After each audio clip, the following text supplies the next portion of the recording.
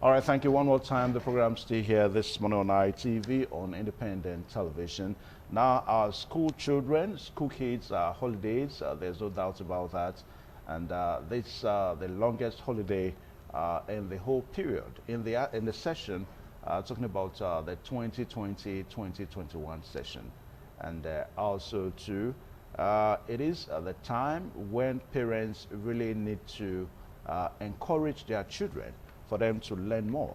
Well, for some parents, they probably say that, okay, it's time for children to get rested, for them to, play about and also just have fun, feel free, and maybe throw cautions to the winds. But for some other parents, they see it as the time when children really need to make up for things that they need to make up with. Well, this morning, we're going to be looking at best ways you can actually engage school children, school kids during holidays period. And of course, to discuss this morning, we are so privileged to have a renowned educationist in Edo State and perhaps in Nigeria.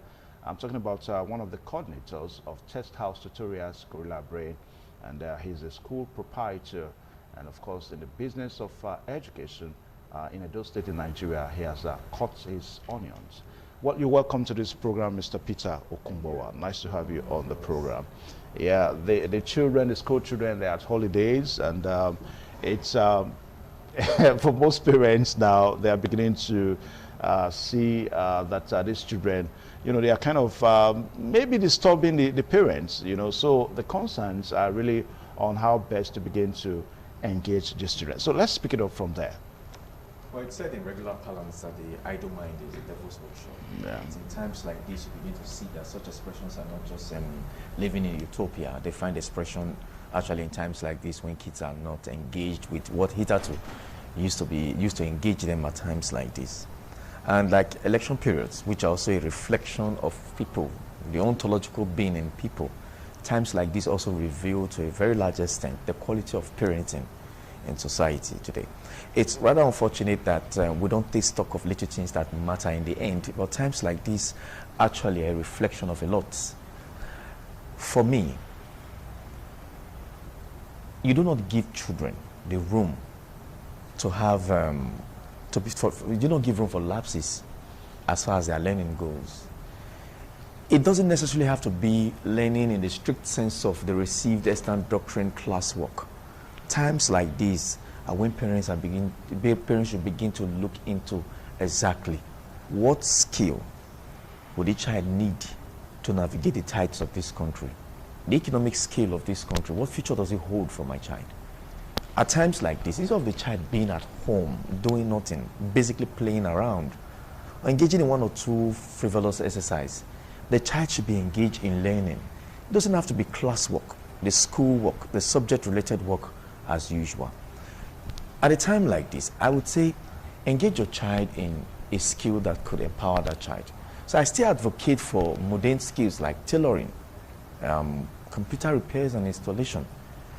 Then there are other high-tech skills that could be imbued in times like this. Coding, for example. Cryptographies, for example. They could learn one or two things at a time like this.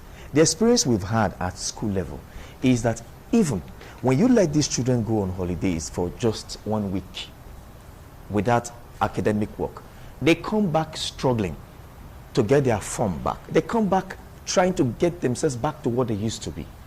For the minds of children, it can process anything you present before it or you present to it.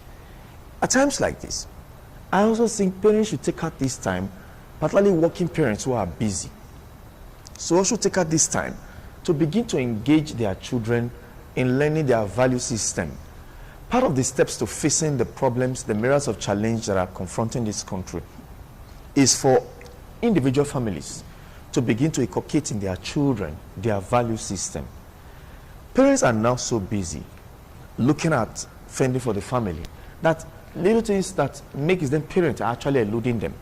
The biological process doesn't exactly confound you the title of being a parent. Parenting is a conscious decision and a conscious effort. At a time like this, you're at work or you've gone about your business. What is your child who is on holidays doing? Don't forget that the veritable hour of learning anything in the day is in the morning. So from the hour of 8 a.m. in the morning to, let's say, midday or 12 noon, what, so 2 p.m. later in the day, what is your child doing? Is your child at home watching movies? Basically moving from one neighbor's house to the other? This is when moral vices are at toppest. There are some schools, Evans and Okoge, that when you are returning from a long holiday like this, they will insist on certain things to be done. And miss them test to show that you are not pregnant. Yeah. Yes, because they know that at times like this, a lot of waters goes under the bridge. Parents are busy. There are schools that insist on pregnancy tests as a yardstick to return back to school at a time like this. You get me? That's because schools have become aware of certain things that parents are not aware. Because by virtue of their place as their teacher or the learning institution, there are certain areas they weigh into the child's life. So they can advise the parent on better ways or the best method to engage the children in holidays like this. Now, talking about that method now, you were like saying earlier on that you could introduce some various things such as coding, computer games, and tailoring. Now, I think the challenge more this time is how best to actually introduce this, because you know parents, they are at children now, they're at holidays, so for them play is almost the order of this time now. Now, will parents also try to introduce this method of engaging them through the same way of playing? You know, maybe somehow something that you know that can attract the child. It will look as if the child is playing, but also the child is learning. Of course, Evans. The only thing we're against at a time like this is the idle mind. Whatever you choose to engage your child with, even if it's the fact that the child goes to your workplace with you to help out, the child is learning. Probably learning the father or the mother's business. The child is on a learning process. The child's mind is not idle. The child is processing information, and the child is a working intellectual. But to keep the child at home, engaged with nothing, is what, as learning institutions, will advise parents not to do at a time like this. Are we saying that in the whole calendar of the year, the 12 months of the year, parents have not factored in times like this when children are at home and have not begun to build or do something with respect to engaging them? I have not. Even holiday classes that are going on now, not very many parents are taking advantage of it. More of the parents are actually more of the children are actually at home doing nothing. That's why we're even having this conversation, because majority of the children are actually at home doing nothing. They're playing about. Yes, at times like this, your girl child could become a victim of rape, because the idle mind, they say, is the devil's workshop. Just as your child is idle, your neighbor's child is probably also idle, doing nothing. Your son is idle, doing nothing. The other neighbor's daughter is idle, doing nothing. Then you want to throw caution to the wind, believing that they are children. They are not children anymore. These days, the knowledge they have is almost intuitive. So you must be there to guide them. Learning has more to do with emotions. When most of these children return back to school with some emotional issues and psychological issues that may have happened to them during the break, they find it difficult to get back to learning. You can imagine a child who was a victim of abuse during the break. The child comes back to school and the child is just trying to imagine if all is the same or all is well with the other children in the class, having a reaction nonetheless to whatever is it that has happened to the child. Whatever is it that will happen to any child this period, it's actually the fault of parents. Don't throw caution to the wind. Engage them. If you cannot take them to class, at a time like this in Europe, you have what they call summer classes. They still engage their children because they know that the idle mind is a devil's workshop indeed. In times like this, a lot of kids are doing things that could not be accommodated in the school curriculum, as it were, but nonetheless, it's part of learning. In times like this, a lot of schools are actually open to receive children. But because a payment of one sort or the other is still attached to holidays like this, holiday learnings like this, a number of parents just kept their children at home. I can assure you, Mr. Evans, these parents who have either to keep their children at home, for the most part, is largely due to the ignorance of what they could be exposed to at a time like this. In otherwise, it's simply about the finance. Yes, I have to also agree with the fact that the finance is an issue here. But I believe that whatever is charged now, compared to whatever evil may happen to any child, is nothing. At least the child, if the child's mind is on learning, the child is actually gaining information. Do you know the time from when schools went on holidays to when school are going to resume is approximately about 1 month? And do you know if a child is engaged in ICT every day of that 1 month, the child has learned something? Yeah. If the child hasn't learned everything, the child has been set in the mood to continue with the learning. So the child looks forward to other holidays, or probably if you can get the child a system at home, the child begins to put to practice what he or she has learned during that break. Now, it appears that the life of the child has to do with learning. But you find out that some child development experts, we also say that there are times you have to leave the children to grow, let them rest, so to say. I don't know if we can see how that. I guess it's in that light they say all work and no play makes Jack the dull boy, yeah. makes Jacqueline a dull girl. The truth of the matter is that, if not just for children, even for adults, there is never a resting moment for any person. For long as the brain is constantly functioning, there's never a resting moment for you. The point is that, are you consciously learning, or you're unconsciously not learning? The point is, the learning the white man said the children should be given break from is actually the received Eastern doctrine, classwork. That confinement, they did a sort of a break from it. Children express themselves better when they are free. So a holiday class is even more relaxed than a conventional class. Yeah. A very relaxed atmosphere. Children get to learn and retain information when they are relaxed compared to when they are in a confinement like a classroom. For example, you give your child a textbook for, let's say, chemistry to study, and the child also has a novel that is not going to be, the questions are not going to be asked on. The child is just going to read this novel for the sake of knowledge. You see that the child, having read that novel, tend to remember the information and process the information more than those subject-related ones that are strictly for this purpose of scholarly ventures. This is where learning has to become perceptive and interesting and rewarding. What keeps children going and don't give them that mental compression is that learning has become interesting and rewarding. Learning has come to a point where you are doing it for your own sake, not because you were asked to do it, not because you were sent to school to learn. So first of all, you must put that child's psychology right. When you put that child's psychology right, you have very little to do. And it's quite easy to put the psychology of children right. It's simply showing them a future that they can feature in. Okay. Show them mentors today. Sadly, Mr. Evans, the biggest mentors are actually the professionals, the doctors, the lawyers, folks like you. I could point you to my child. See that man reading the news, you could become like him. And he begins to see you and mentor you. He wants to be like you. Even if he doesn't end up being like you exactly, he could become somebody or something that could be admired in the end. Today, that mentorship that he thought was in education years back is completely eroded. Money, the propensity to get rich or die trying, has taken that place. So the people who have become role models to your children today are the ones that are into fraud and fraud-related activity. So you see, as a parent, you must put your foot on the ground to always constantly engage them and take their minds to gainful ventures. Else, there are factors in society that will teach them that illegality that you are condemning in your heart. Okay. Now, let's take our minds back a bit to the old traditional settings. I mean, when we were growing up, those days in school, during holiday period, we actually periods where we visit parents, grandparents, grand aunties, grand uncles, and all that.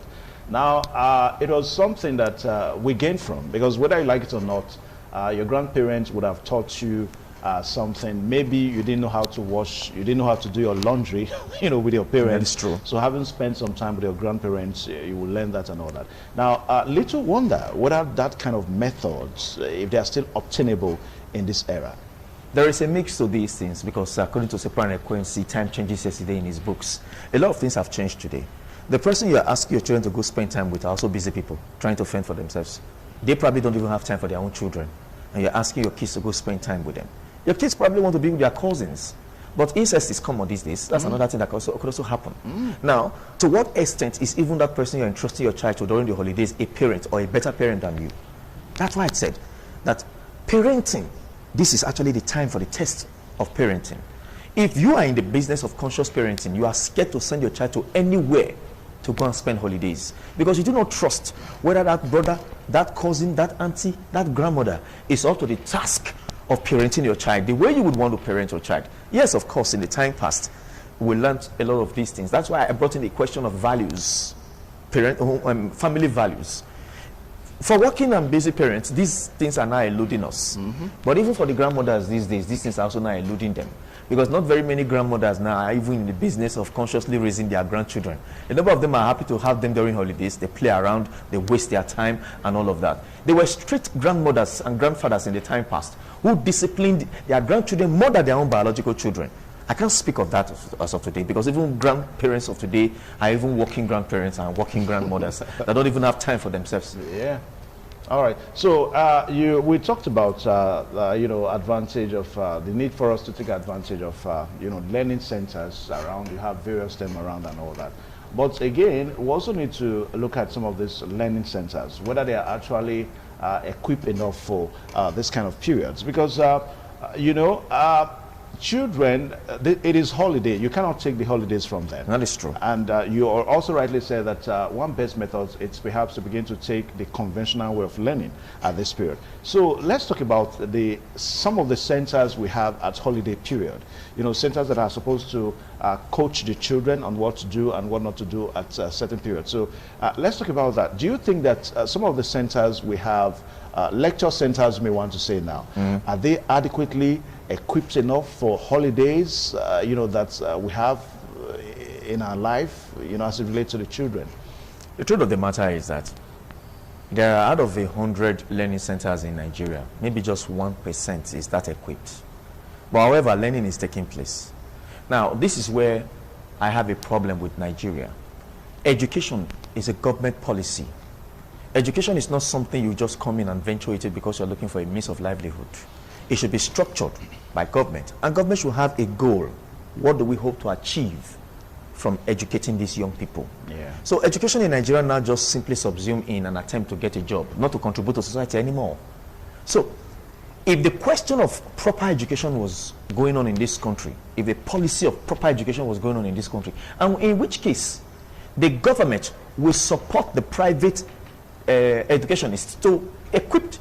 They will support them with materials. That happens abroad. Because they know that the business of education, if you have to do it completely, you cannot completely leave it to the private investor. The government comes in because, after all, private individuals coming into the business of education is actually doing the state a service in the grand scheme of things. It's doing the state a service.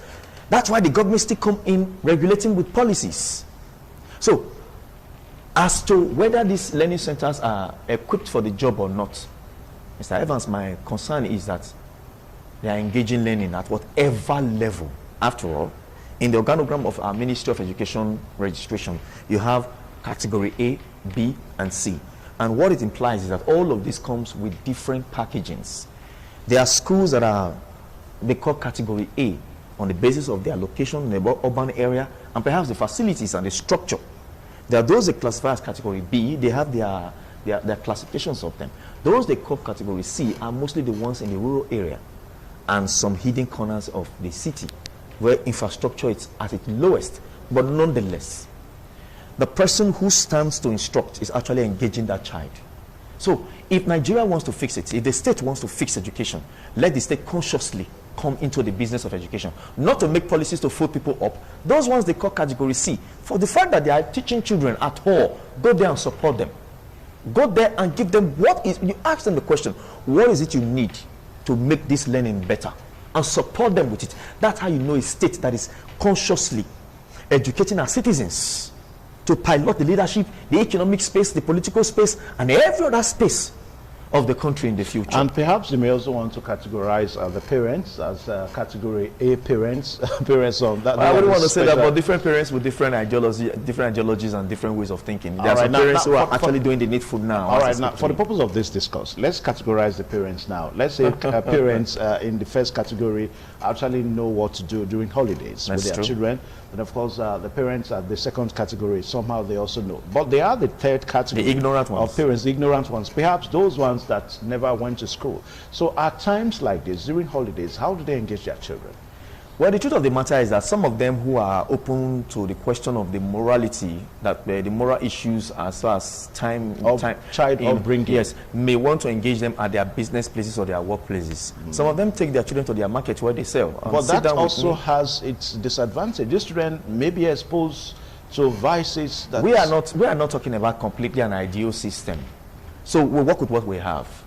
In an ideal system, the government should be the one putting up programs to engage young people during holidays, because the government knows that these children need extra relaxations, they need extra learnings, they need extra occupation, and they need to be away from that strict learning environment to a relaxed environment. You have such abroad. Why is it that we go abroad and we see the good things and ignore them, but we see the rubbish there and bring them here? So you can't blame parents who don't have the means, but find other ways of engaging their children. What I have a problem with is that child this morning who wakes up this morning and is roaming the street and is doing nothing. That's what I have a problem with. If the child is presently with you at your shop where you sell, where you do your retail trade, the child is learning business. Don't forget, it's this small scale industry that is going to save this country in the future. If of course, it's saving it now. What is wrong with the child learning his father or the mother's business now? If the child cannot be in the classroom or learning coding or learning one or two other things, if the parents cannot afford it or if their minds are not open to it. I'm using this opportunity to tell parents that it doesn't have to be these learnings, these conventional learnings as it were, or craft as it were. Your child could go to your business place and be learning your business. There are a lot of people who ostracize their children from their own business. In the event of their demise, their business died because the children weren't involved in it. They didn't learn the ropes. They didn't learn how to do their business better. And there's one thing about children.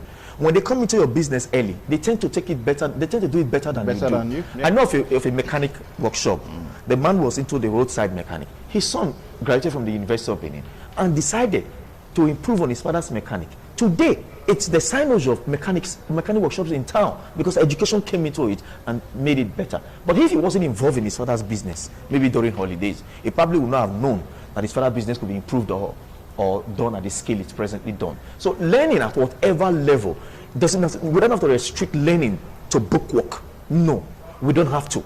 Okay. Now, when you talk about learning, I think we also need to look at it from different angles now. Now, you also have situations whereby some parents can engage some uncles, some aunties, that take the children while the parents are not at home.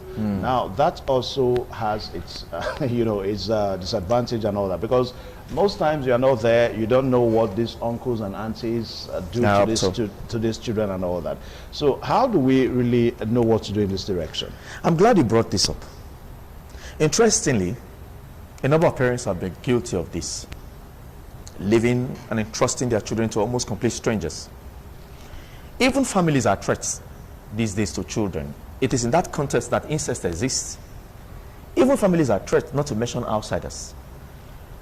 Have you seen the kind of children we are having these days? We call them Indomie generation children. They grow so rapidly that you could hardly even tell their age from their looks. And they learn so rapidly. They learn also so rapidly. Yeah. A number of them have seen their parents do one or two things. A number of them have seen one or two video clips on the internet or on TV. And they are beginning to process the information in their mind. All they need is a catalyst, somebody else who would encourage them. And while you are engaging your child with one uncle or one auntie at a time like this, let it be in a controlled environment. What do you mean by controlled environment? One, because you are a working parent and you cannot always be around, maybe there are no other grown-ups to be with these children. If there are grown-ups in the house with these children, those grown-ups could do the supervisory business for you. But if there are none, life is so easy these days that with a simple CCTV camera in your house connected to your phone, you can watch your child from wherever your child is learning. What about if the parents cannot afford that? I mean, it's not every home that we can have the CCTV camera. I gave the option of having a grown-up in the house. So what you're going to ask me now, in the absence of such a grown-up, the question is that what is your child doing with the teacher in the absence of a grown-up? Is it a school period where the school authority can take responsibility for whatever happens? You're entrusting the child to a teacher completely. No other person is around. That's risky. And it's reckless. So in the event that there's no grown-up to supervise the child and the teacher, and you don't have a CCTV camera in your house connected to your phone, please let the child go to an auntie or an uncle's place or a family relative's place where the risk is lesser. Or alternatively, if the child can go to you to wherever you do your business, why not take the child around? All right, the program is still this morning on ITV, and we are just maybe doing the needful that you need to learn and know about this period.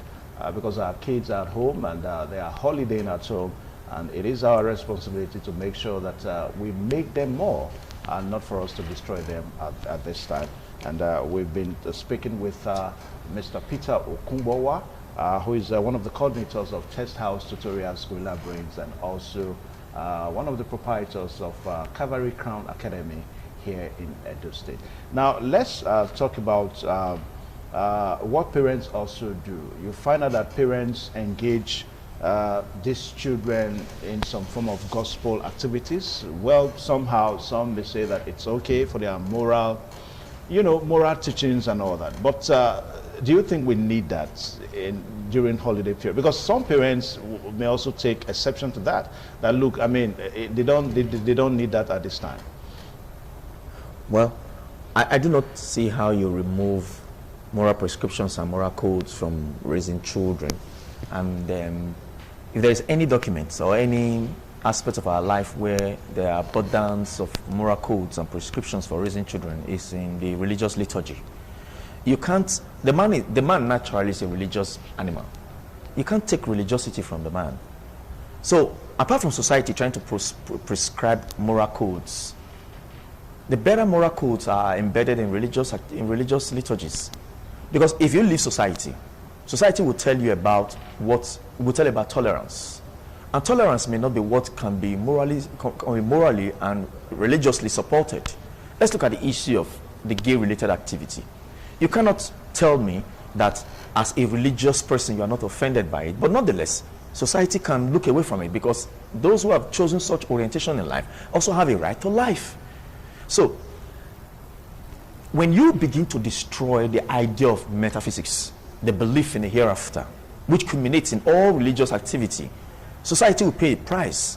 Society today that have embraced materialism, that have embraced all that is human, and project all that is human as an excuse for whatever they allow, they did so by fighting off religiosity. So if you want to maintain high moral standards, you cannot remove religion from education. Parents should not be offended by such, except such parents themselves are, to excuse them, humanists, liberals, who would think that there are other ways to morally instruct children. But the question I want to ask them is, societies you look up to as examples of societies that have removed religion or religiosity from moral prescriptions, how did they essentially end up? Do we have cases where people just wake up, carry an AK-47 rifle, enter a worship center and kill people? Such happens over there, and you are looking up to them as examples of moral prescriptions or moral codes. For all I care, the African people still have a large reserve of moral prescriptions and moral codes, which are embedded in their customs, their religion, and their way of life. You cannot remove religion from. But I understand the extent you could go when it becomes offensive. For example, doctrinal issues. In Christendom, for example, you have more than 1,000 doctrines in Christendom. So when my child is in your school and you begin to indoctrinate my child in a doctrine that is alien to the family belief, then you could be crossing your line. But there is a fine line between all denominations of Christendom, or any religion for that matter, that could cut across all. And I think that's in the moral prescriptions and the moral codes. Those should be the foremost of raising children. Okay. As an educationist, I have seen that, Mr. Evans Enohoge, when you remove moral prescriptions from educating a child, you are eager to raising an animal, an intelligent animal for that. What makes the human person complete as a human is moral issues, morality. That's why the world today is stressing too much on morality. And morality, you can't separate morality from religion. Okay. I thought I was going to get to, there's this recent one now, the girl that won gold, at a competition, international competition recently. Nigerian schoolgirls now win gold at World Technovation Challenge in the United States of America. Now, that's one of the recent ones that we have. Now, all this as a result of learning and continuous learning that we are trying to talk about here. Now, I think there is need for parents to actually take advantage of that's all that we're talking about here this morning, that there is need for you to really engage your children at holidays, because holiday is really not a time to let the children play and while away their time and also do all sort of things. You need to engage them, and the best methods at engaging them, it's a big challenge, because we parents now, we've got our issues too. We must go out, we must look for the money to take care of these children, to pay our bills. But most importantly, we have the kids to ensure that they don't go astray. So how do we begin to wrap up this discussion this morning, Mr. Peter? Well, for the child you mentioned, the one of gold on the techno issue, if you look very closely, you check that child's subject's performances, you probably may be shocked that the child is not really the best in the class. There are children that know how, that show dexterity in certain aspects of life that is other than these receive Western doctrines. There are children, just give them a system, just give them a laptop, just give them a computer, they'll go the length. Because that is naturally bringing out or emoting that thing in them that enables them to connect with such. There are other kids, that is why I said there are too many aspects of learning that a child should be so good at than the child being restricted to bookwork performance as standard for measuring who is intelligent and who is not intelligent. I know of a guy who can do just about anything on the ICT, but he doesn't have a secondary school leaving certificate. He was born autistic. As a matter of fact, he couldn't even go through the conventional school. The father detected early enough that this child had a natural proclivity for ICT, for computer, and he bought him a system. And for a child who was never instructed or taught by any person, the child could do a lot with the computer. And the father decided to send the child to a computer institution. See, they didn't have such in the East. He sent him to Benin to study at NIT in Ring Road. Today, that boy can do just about anything. If you check the website of Cavalry Crown, he was the one that built it. Every structuring, he did it. And programming, there's a number of things that boy now does to make a lot of money. Okay, now I know that we are in the era of technology, but yes. Do we tie everything to the computer? Do you know, Evans, that everything is actually going to the point where everything, 98% will revolve around the ICT? Let's not just narrate the computer. Your phone is part of the ICT technology. Your earpiece, you no longer lift your hand to receive a call. You just press a button and you're talking hand-free. It's ICT. A lot of things are leaving the mundane practice now. So you must situate your child in that future that is to come. A time would come. We may even have robots feeding us in our homes. We already have situations where today vehicles are powered by robots. In the West, as I speak to you, they are building robotic soldiers to go to the war front instead of human beings to go and engage warfare. We're getting to a point where Africa will be so left behind, because in the ICT space, it's quite easy to tell the extent to which you have been left behind.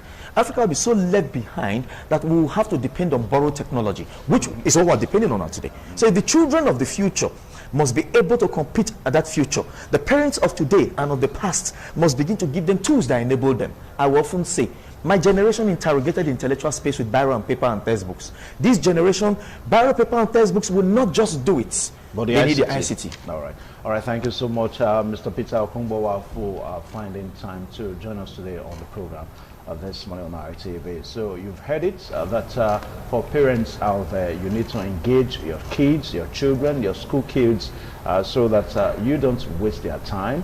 Because naturally, children will be children. Children want to play, they want to enjoy the holiday. But again, you can actually make the holiday very memorable for them. That's what we've been talking about here. A very big thank you one more time, Mr. Peter, for finding time to come on the program. Thank you. The program is still this morning on our TV. Please stay tuned.